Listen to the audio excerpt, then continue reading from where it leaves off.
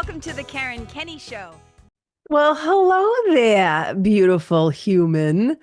First of all, let's just start with why my voice sounds funny. My friend KT was telling me that I sound like the dude version, the male version of Karen Kenney. So here's the scoop, and we're gonna make it quick. I knock on wood, I am lucky to have a pretty robust immune system. So I almost never, ever get sick. But when I do, it usually comes because some virus or some big thing like comes along and kind of knocks me down a bit, which is interesting because we're going to talking about being knocked down in a moment. But I'm trying to, I'm starting to turn the corner, and I wanted to do a podcast. And so here we are. So thank you so much for tuning in. If you are a loyal listener, I love you and appreciate you. If you're new to the show, welcome. I don't know how you got here. I don't know if somebody sent you a link or told you to watch or is like, check this out. I love the show. I think you'll dig it too, whatever. However you got here, I'm wicked happy to be spending some time together. So thank you for tuning in. I think if you're new to the show, kind of how I do things is I will start. I'll talk about maybe the inspiration for the show, where it came from, tell a little story, and then we'll kind of dissect and I'll extract some spiritual principles or some helpful tools or some practical pieces that kind of help us to navigate this human experience, right? It's my goal is to always leave people better than how I first found them, and to spread a little more love in the world. Can we please? Can we? God knows that the world could use it. Okay, here we are. I think I'm going to call this sucker praise up and pull down. Praise up and pull down. And it's actually kind of similar. It's so funny that I'm doing this. So like, I'm now in my 5th year of doing the Karen Kenney Show, right? My podcast. And way back on I want to say April 4th, 4/4 of 2019. So 5 years ago. I did an episode on the message and the messenger, like basically the message versus the messenger. And this just seems like a really great time to kind of come back around 5 years later to this topic, because the world has changed a lot in 5 years. The internet has grown, like so much has happened. But you know what hasn't really changed that much? People, right? People be peopling. So this topic of praising up and pulling down, and the messenger and the messenger, why I want to talk about it, because you know that song from way back in the day, Another One Bites the Dust, right? Another one bites the dust. That's what I was thinking, because here we are, another so-called quote unquote, I can't stand this world, but quote unquote, influencer, another person, famous podcasts or whatever, is finding themselves in some hot water. Okay, a little hot water, a little trouble. And the internet's losing its collective mind. People are losing their shit. You know what I mean? And people are like, just going to town about, I always knew that there was something off about this person. And everybody's got an opinion. You know what they say about opinions? Everybody's got one, right? So everybody's kind of losing their mind. There's a little bit of this cancel culture. Like, they're surrounding, it's like back in the day with Frankenstein, the townsfolk are outside the castle with their pitchforks and their what are those things called? The fire on the stick, their torches. And they're just ready to burn it all down. And I always think that it's so fascinating that human beings, like, all you have to do is look around. If you just look at famous people, let's just start there. You look at famous people, whether they're actors and actresses or billionaires or professional athletes or musicians, rappers, writers, whatever it is. Whenever people get a certain level of success or fame, man, do human beings love to praise them up, right? So that they can just later pull them down. They love to erect these kind of like statues. I would say, oh, they put up all the statues of all the heroes and all the saviors, and man, do they love to tear them down afterwards. It's this really bizarre thing to me that we love to do this. We love to build idols. Think about it. We even have a show in our culture called American Idol. I'm like, what's that about? Because somebody can sing? It makes them an idol because they have a God-given talent, or they have a talent that they, were born with it, that then they put, lots of hours into. We'll talk about that in a minute. But I think it's a very dangerous thing that we do. And I think it's kind of a very bizarre thing, but it says more, I think. And look, at this show, I always say I reserve the right to change my mind. I might say something today that I will change my mind about like 2 weeks from now, because I'll be smarter and I'll have learned better. I'll have learned something or whatever. So I don't stress about like stuff I was saying like 5 years ago. I'm like, I'm sure if I went back and listened to my old episodes, I'd be like, doing that one eye cringe, like, oh my God, what did I say? What did I do? But I'm different. We're continuing, hopefully, we're continuing to grow and evolve and become more ourselves and remove more of what is not us as we kind of stand in the remembrance of like who we really are. But like, I don't stress about it, but this is what I'm kind of thinking about today, is that, we kind of get off on creating these illusions, these ideas about people. And we love to, like, I always say, I was talking to a friend like 2 weeks ago and called me for a referral about something. And through our conversation, we were catching up, and I said something. I said, oh yeah, people love to put you up on the pedestal and then move you over to the cross. And he's like, what do you mean? Tell me more about that? And I said, oh, people love to put you on the pedestal of praise, just so they can then shift you and move you over. Once they find out that you're actually human, then they love to put you on the cross of the crucifixion, man. They love to, like, it's just insane to me. And, I've had a lot of opportunities in my life to spend time around people who have had a certain amount of fame in different areas, And I lived in California. I lived in Los Angeles. I got to meet a lot of people. I dated a famous person for a while. And so I've seen it up close, is what I'm trying to say. And it's just like, as a culture, there's something that happens, where we love to devalue ourselves. And what I was going to say a few moments ago is, we think we're standing here on the ground floor pointing up, right? Pointing up and saying, first of all, we were like, oh, they're amazing. Oh my God, they're amazing. Like, we build them up and build them up and build them up as a culture, right? As a society. And then we're still there, like, trying to tear them down because they have now revealed some part of their humanness to us. And that somehow is not allowed, right? So not allowed to make mistakes, perfection at all costs, So we love to tear people down. But this process, to me, says more about the people on the ground who are doing the building and doing the tearing, the people who are doing the praising and then the pulling, than it does than the beings, a lot of times, that are up on the pedestal. And who I'm specifically talking about, like what inspired this, doesn't even really matter, because the pattern is there, right? The pattern behind this kind of insanity that we do. And I think so much of this desire to praise people up and then to pull them down has so much to do with our own inner relationship to ourselves. And it's a combination of like, it's like a potpourri dish, right?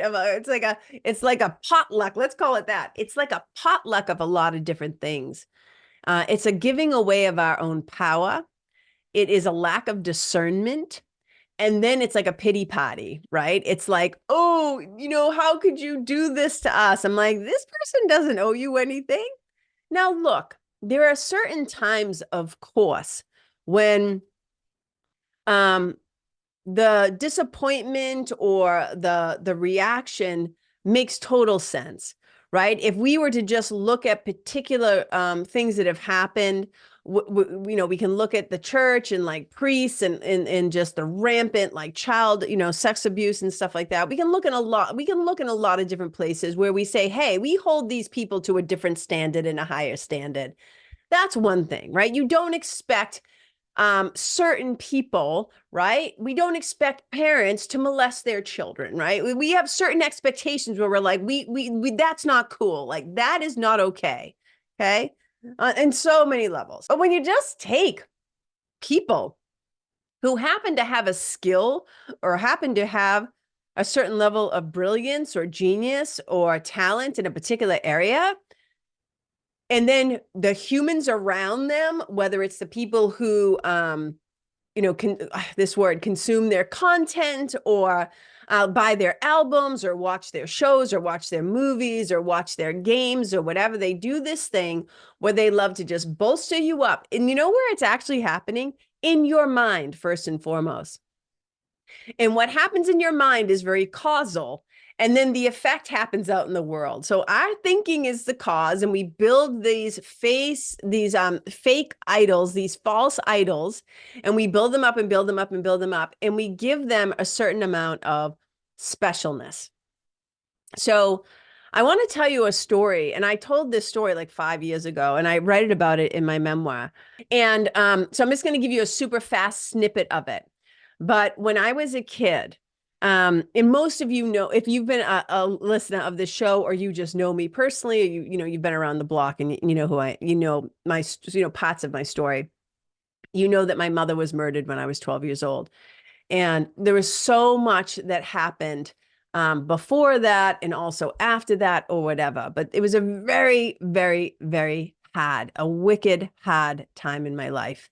And my life was never the same again.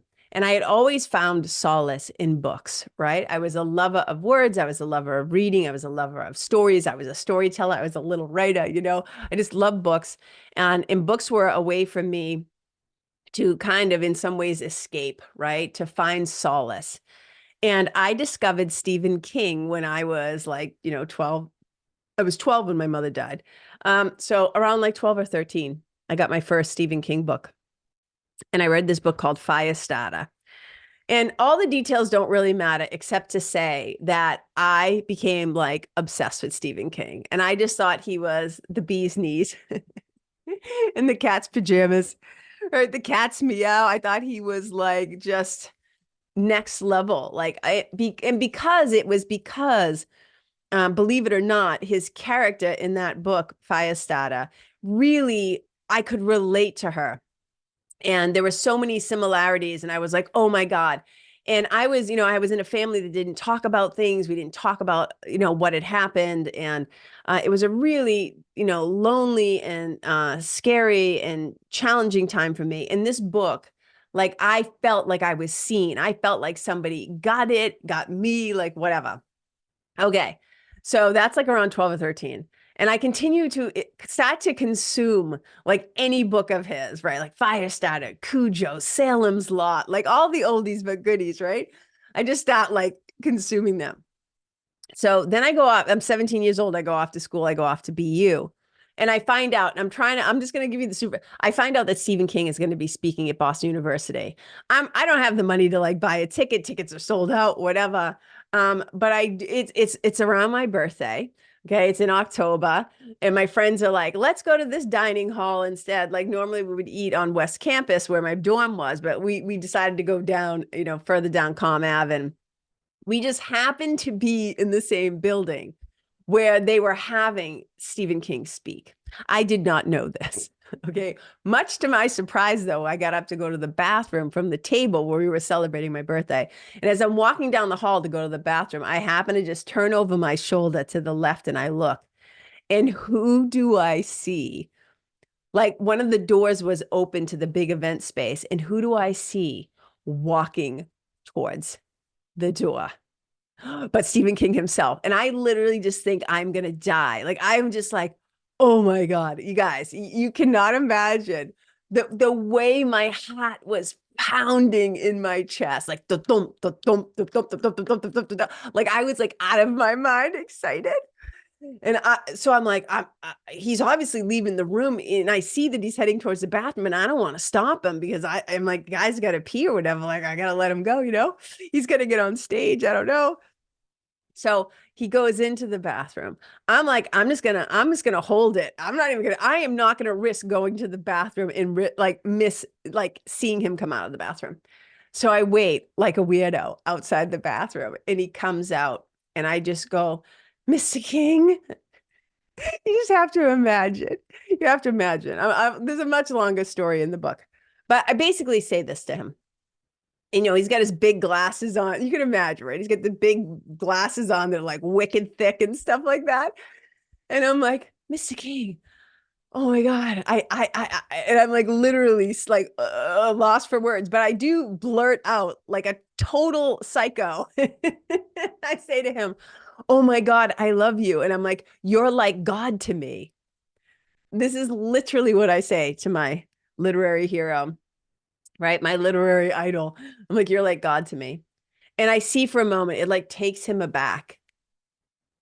And he looks at me and he says, like, I think he said, thank you, of course, for my enthusiasm. Then he says, but I'm just a man.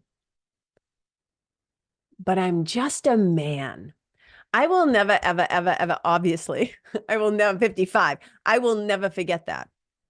And one of the reasons why I will never forget it is he did me such a service to check myself, right? Check yourself before you wreck yourself, as the song says, right? Because I was taking this idea of this person that I didn't know through my admiration of his work, through my admiration and respect of his writing, his accomplishments, his success as an author.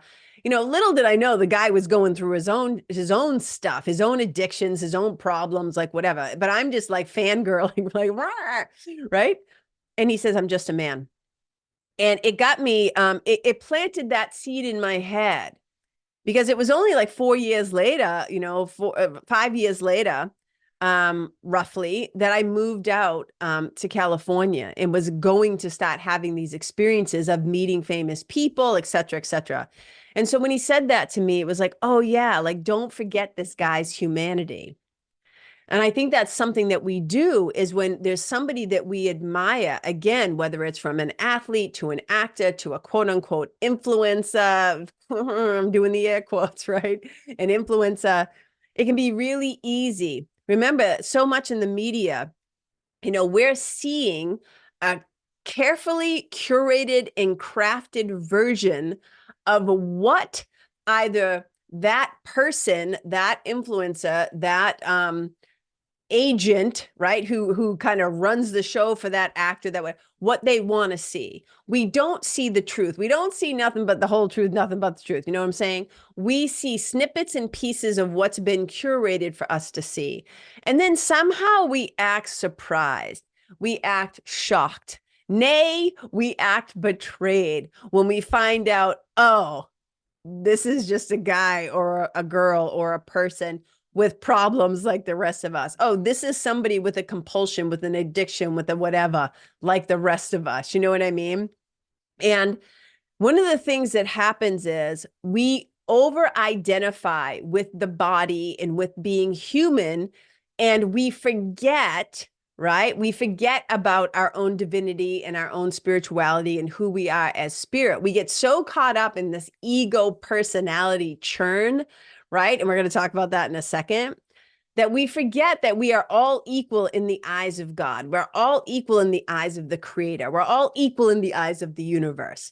And even in the Declaration of Independence, right? Like, even our founding fathers, if we want to talk about that, let's just like take a detour for a second, right? What is that? We hold these truths to be self-evident, that all men are created equal. Like, this country tried to start on that premise, that they are endowed by their creator with what is it? Certain unalienable rights, that among these are life, liberty, and obviously the pursuit of happiness. But we start with that premise, we're all created equal, right? That's not talking about, oh, we all have the same amount of money, we all have the same opportunities, because hello, we know that's not true. We know that there are systems of oppression and racism and hatred and all kinds of stuff that have been going on for, gazillion years.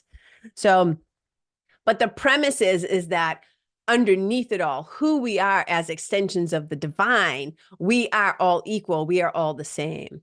But then what the ego loves to do is to create this specialness. Like I was laughing. I wrote this note to myself. I wrote it right here, and it says, ego hates equal.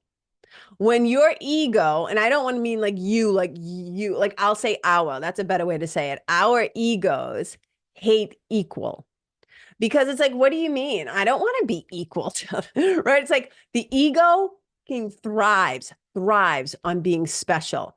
And the ego will make you special, I say, in a couple of ways. One, out of superiority, like I'm so much better than everybody else, or through shittiness, like, oh, you don't know how bad I've had it, how much trauma I've had, all the awful things that have happened, poor me. Like, you don't understand how hard it is, right?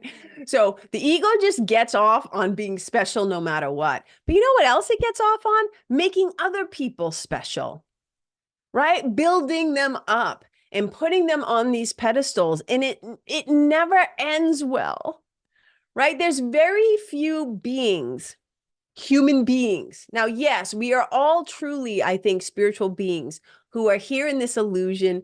Call it the dream, call it the Maya, call it the human experience, the classroom, whatever you want to call it, the experience that we're having right now, the 3D, whatever, we are all spiritual beings, but kind of living out this bodily human experience. And we sometimes forget, right, that we're spiritual beings.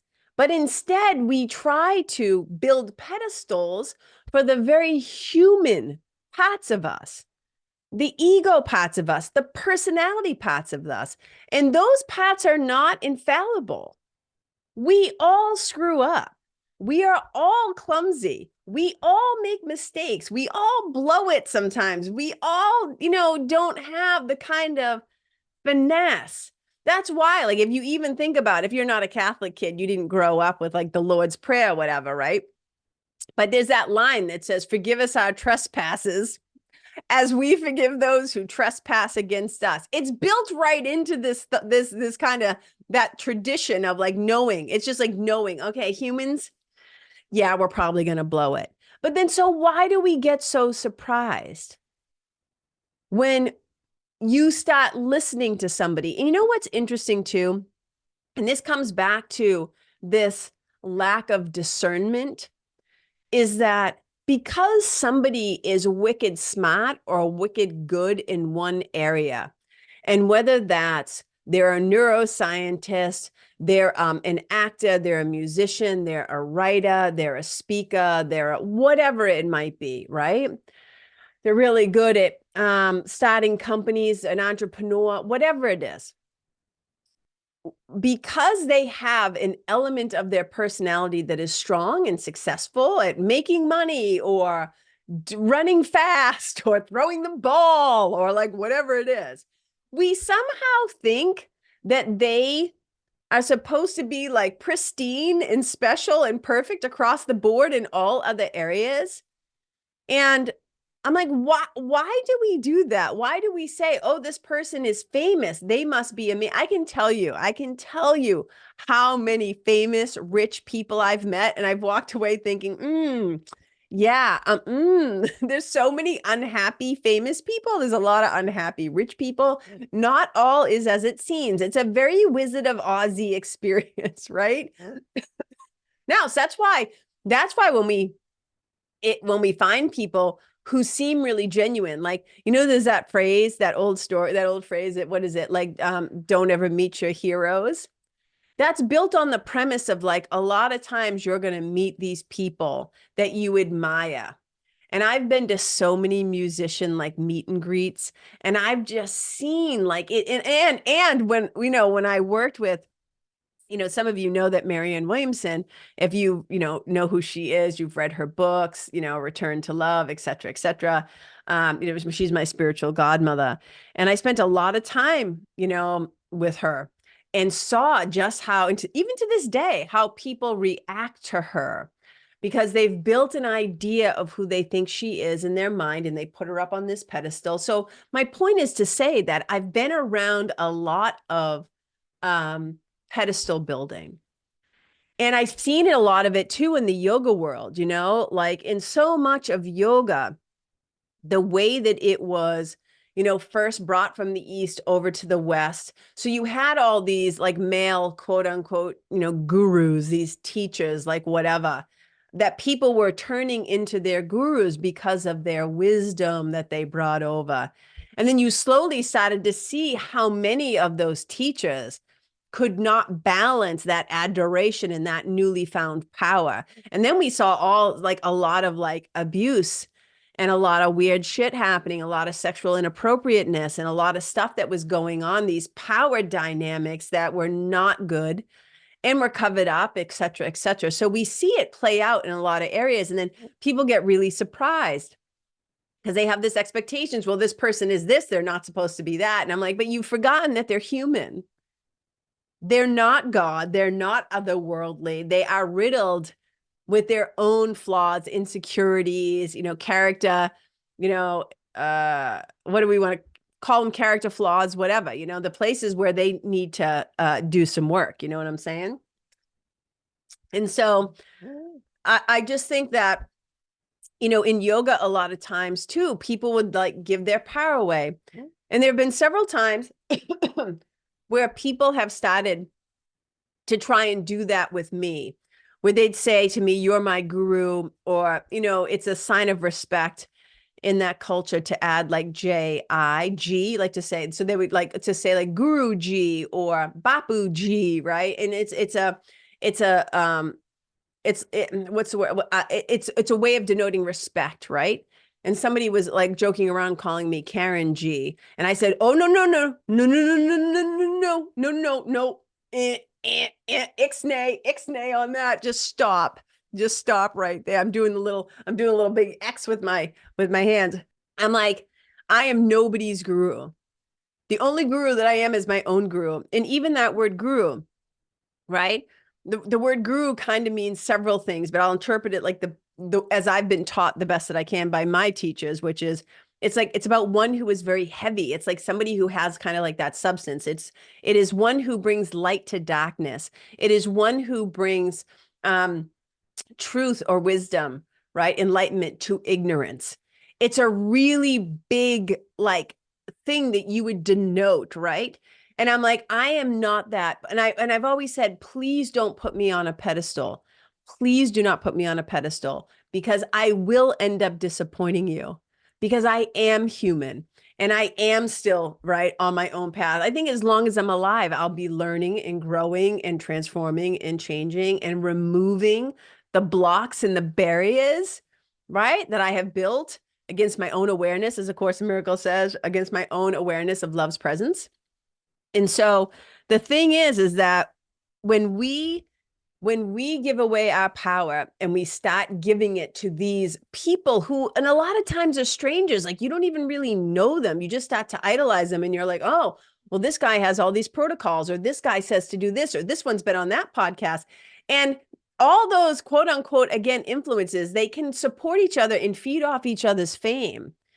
And it can be really easy to just take their word for it, to not do your own homework, or to, again, like forget that you don't devalue your own worth. Don't devalue your own, also your inner teacher, right? Your own gut instinct, your own intuition, your own divine intelligence, your own inner knowing, and this happens a lot where, I'll say any good external teacher. So me as a spiritual mentor, as a hypnotist, as a coach, as a yoga teacher, as all the stuff, right?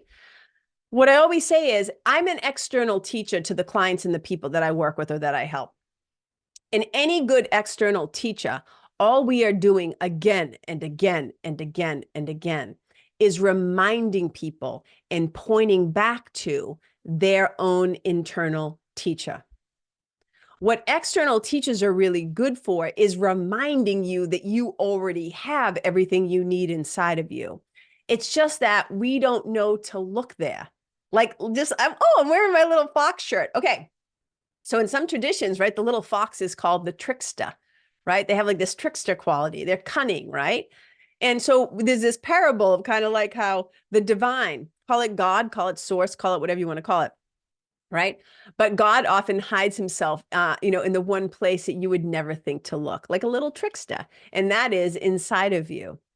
And so for a lot of us growing up, we were not maybe taught these things or told these things or told that we are lovable, that we are worthy, that we are enough, like just as we are. Like those things probably for a lot of New England kids was not stuff that we heard on the regular, you know what I mean? We were taught to work hard, right? Shut your mouth, work hard. No bitching and moaning, suck it up, stuff it down, you know what I mean? So a lot of times we don't know that we have tools and resources, right, within us. We go looking for it externally, spend a lot of money looking for answers out there because a lot of teachers are not, they want that codependence. They want that unhealthy thing. They want that adoration, right? This is why we got to be paying wicked close attention to who we're choosing to give our money to, our time, our energy, our resources, right? But we have to remember, right?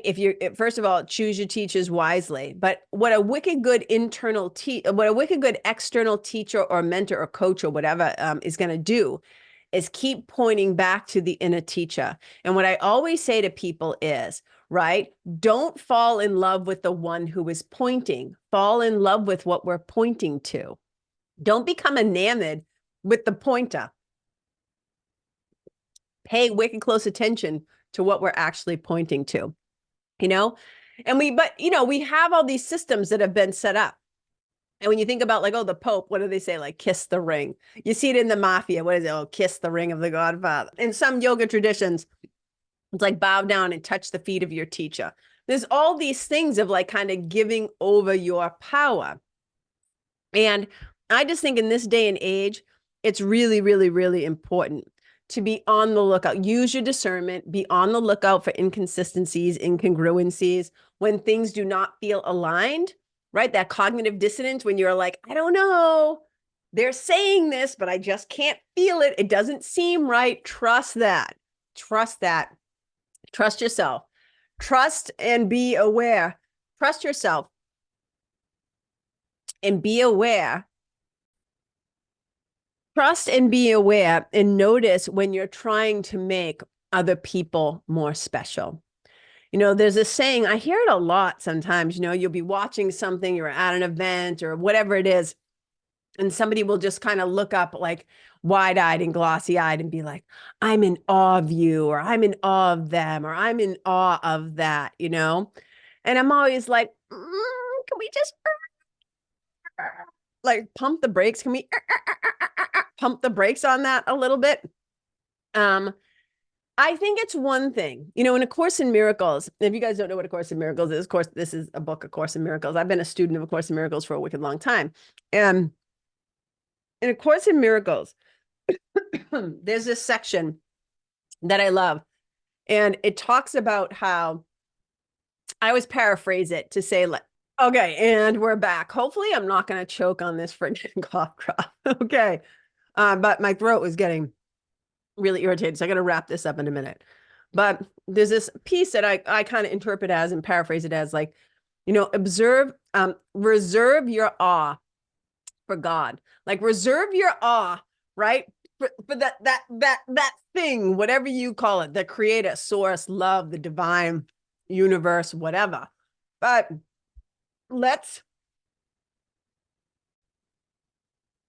please forgive my coughing. All right, I'm going to try to wrap this up with with no more of this. But here's the thing. Reserve your awe for the divine. Not so much for fellow human beings.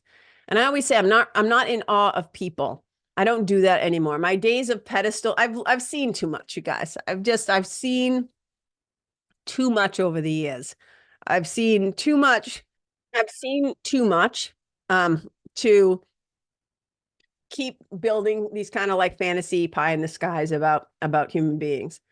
It's one thing to be inspired by them. It's one thing to respect things about them.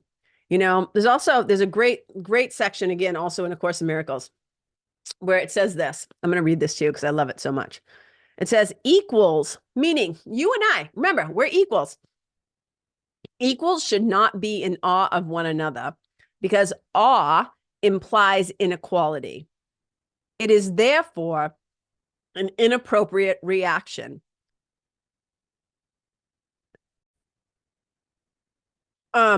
Inappropriate reaction. An elder brother is entitled to respect for his greater experience and his greater wisdom. So I think back to, when I lived in Los Angeles, one of the places that I worked was at a magic dinner theater. Some of the world's top magicians came and played there and performed there. And I dated a magician for a couple of years.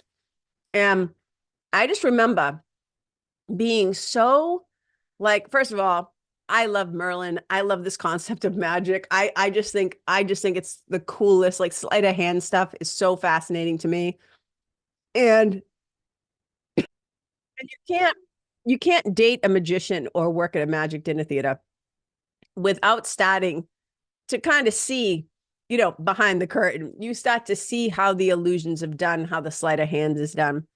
And even though you start, for me, I can't speak for other people, but even though you start to see how the things are done, for me, they never lost their magic, because what I found so fascinating and incredible and powerful is how many times these humans had to practice those skills. How many times they had to practice those skills to make it still feel and look like magic. So I would be, I'm like, I always say, don't be in awe of them as people. But if you want to be inspired by their work ethic, if you want to have some reverence for their commitment to saving the animals, or, whatever it is, I think that's really fantastic. Like if you want to say, oh, this is a person that I really admire and respect for their values and how they show up in the world and how they help animals, or they're kind to this, and stuff like that. I think a lot of times the things that we quote unquote idolize are kind of bizarre and kind of ridiculous. And here's the reality, guys. If we keep putting, as a society, people up on these wicked high pedestals, if we try to hold them to these impossible standards, if they're that high, there's only one place to go, and that is down. And as human beings, our job should be to praise each other, to love one another, to build each other up, right? That's how, there's all those different sayings. And I say, but there's one, right? We rise by lifting others. I have no problem with this concept of helping each other, supporting each other, lifting each other up. But there's a totally different thing by putting somebody up on a pedestal and just throwing your common sense out the friggin' window. Like that to me is just like, wait, what? And then getting disappointed because you find out, oh yeah, they're human. Because somehow we forgot. What? Because you have $1 billion? Like somehow that makes you special? No, you know what that makes you? Good at business, or good at making money, or good at stealing money. Right? You're over here and it's like, oh, da da da. There's certain things. I don't think there's anything wrong with saying, oh my God, do you know how many balls he had to throw, or how many times? Like you think about the greats, you think about like athletes like Michael Jordan, except Tom Brady, etc. Right? And you think, oh my God, the amount of dedication, the amount of determination, the amount of discipline and devotion, right? When I talk about like doing anything, like a daily spiritual practice, I call it the 5 Ds of DSP: daily, dedication, determination, discipline, and devotion. You can have those 5 Ds, you can have those things in other areas as well. And there's nothing wrong with having respect, again, for somebody's greater experience, for their greater wisdom, for their, for being an elder, for like whatever. But even with that, don't give all your power away. Don't lose your common sense, your discernment, right? Your ability to say, ooh, something feels out of alignment here. Something smells fishy. Something is off here. This doesn't feel right. Right? Don't abandon your inner knowing. And if you catch yourself making somebody extra special, be wary of that. Be suspicious of what your ego, is up to. Be suspicious of what your ego is up to. And if you find yourself just praising up to eventually pull down, knock it off, catch yourself. That's where self-awareness is wicked important. When you notice yourself starting to fangirl, because somebody can write good songs or they make a lot of money, it's like, yeah, but are they a good human being? Like, do they treat animals nice? Are they kind to other people? Right? You know what I mean? So know who you are, know what your values are, use your discernment, and don't delight in other people's in this cancel culture, right? Like, don't delight in other people's fall. I'm not here to do public shaming or to celebrate people, their traumas, their dramas being played out on the public stage. I just don't think it's very nice, right? I don't think it's very kind. Oh, not nice. Let's say it's not kind. It's not kind. And, a lot of times, like I said, there are exemptions to everything. There are not exemptions. What's the word I'm looking for? That E word. Exceptions. There are exceptions to every rule. And there are people with certain, like I said, certain responsibilities, certain positions of power where you're like, you don't expect, yeah, there's a certain standard, right? But a lot of times, these are just people hawking their wares and getting rich and getting famous. And then everybody likes to act like, oh, when we find out, right, that, oh, they're human and they've been screwing around over here or doing this or stealing that or whatever, and it's like, yeah, okay, they're human, right? Yeah, not super surprised. Not super surprised. And just remember what I said. People love to put themselves sometimes even, but we love to put other people up on pedestals and then we move them right over to the cross. We go from praise to crucifixion, and we got to be a little more aware of our tendencies to do that or to delight in it or whatever, because that's not really who we want to be as people. It's not who we are. We shouldn't delight when other people, what is it? Humpty Dumpty had a great fall, couldn't be put back together again. We shouldn't delight in those kinds of instances. You know what I mean? So I hope this was helpful in some way. It's always about giving us an opportunity to self-reflect. It's really easy to look out there and be like, oh, that person. Like, really what it's about is looking in the mirror and say, okay, where in my own life am I doing this? Where am I building pedestals? Where am I trying to crucify people? Where am I delighting in the drama of this whole social media fucking, all of it. It's just a racket, such a racket. And within that racket, we have a lot of people who are being built up to be something that they're not. So remember, keep returning to yourself, keep going in, keep remembering who you truly are, to who you truly belong. Don't give away your power, and don't delight in pleasure when other people fall down. It's inevitably going to happen for probably all of us, right? In sometimes more minor or small ways, and sometimes in very public ways. Because it's important, it's important that we are representing who we really are, which is love. Okay. I hope this was helpful in some way.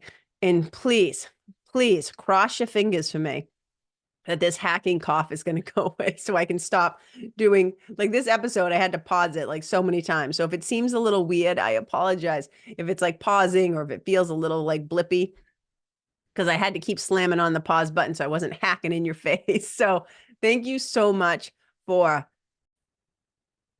listening to the show or watching the show. It means so much to me. I appreciate you so much. And wherever you go, may you leave the people, the place, yourself, the animals, the environment, the planet better than how you found it. Wherever you go, may you and your presence and your love be a blessing. Bye. Hey, thanks so much for listening to the show. I really love spending some time together. Now, if you dig the show or know someone that could benefit from this episode, please share it with them and help me to spread the good word and the love. And if you want to be in the know about all of my upcoming shenanigans, head on over to KarenKenney.com/sign up and join my list. It'll be wicked fun to stay in touch. Bye.